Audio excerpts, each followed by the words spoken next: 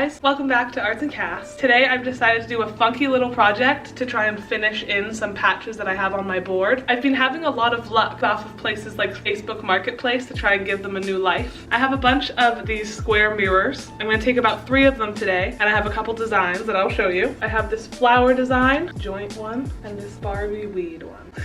Thought they're very cute. So step 1, to project them onto here, and I think because these are going to be smaller, I'm going to stick with punch needle, and ain't nothing left but to do it.